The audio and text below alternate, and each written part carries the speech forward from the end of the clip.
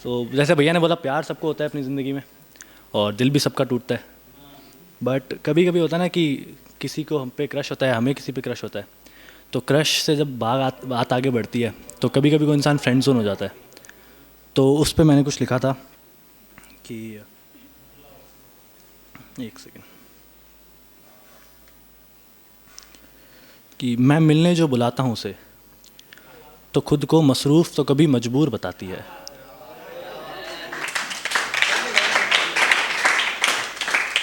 मसरूफ़ का मतलब बिज़ी होता है, बता देता हूँ। तो मैं मिलने जो बुलाता हूँ उसे, तो खुद को कभी मसरूफ़ तो कभी मजबूर बताती है। कोई और बुलाए तो शौक़ से जाती है। नाराज़ भी होती है पर मुझे भी मनाती है। लड़की थोड़ी अजीब है, इश्क का हक तो जताती है मगर कमबख्त दोस्त बुलाती है।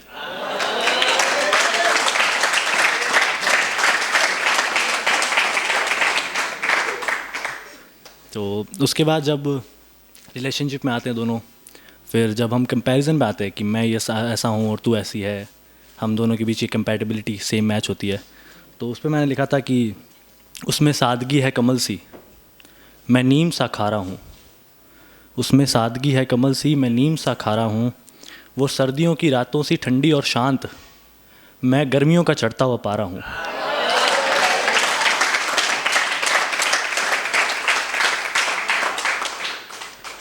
और उसके बाद जब, जैसा कि मैम ने बोला, मैनिफेस्टेशन पे आते हैं, तो मैंने भी काफ़ी कुछ मैनिफेस्ट किया था, बट अनफॉर्चुनेटली हुआ नहीं, वो बात अलग है।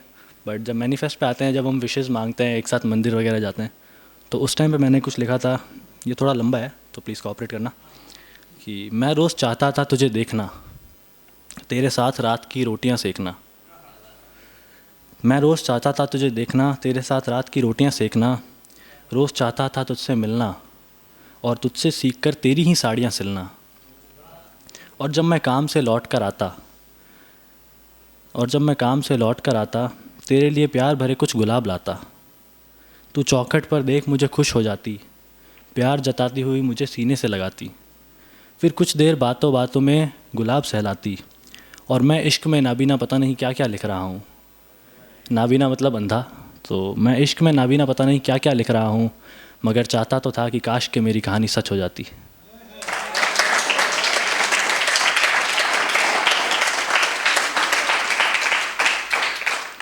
और उसके बाद जब ब्रेकअप होता है, तो ब्रेकअप के ऊपर कुछ वैसे तो बोलने की ज़रूरत है नहीं, क्योंकि सबको पता है क्या होता है, कितना दुख होता है। पर उससे पहले जब ऐसा होता है कि हमें पता है कि ये सब कुछ होने वाला है, हम दोनों अलग हो सकते हैं, हम दोनों अलग होंगे, बट फिर भी हम उसको एक्सेप्ट नहीं कर पाते। तो उस पर मैंने लिखा था कि चाँद को बड़ा गुरूर था अपनी खूबसूरती पर। चाँद को बड़ा गुरूर था अपनी खूबसूरती पर, फिर खुदा ने एक दिन तसल्ली से तुझे बनाया। चाँद को बड़ा गुरूर था अपनी खूबसूरती पर, फिर खुदा ने एक दिन तसल्ली से तुझे बनाया। तेरी खूबसूरती देख गड्ढे पड़ गए चाँद में, तेरी खूबसूरती देख गड्ढे पड़ गए चाँद में, तो चाँद को मनाने के लिए फिर खुदा ने मुझे बनाया।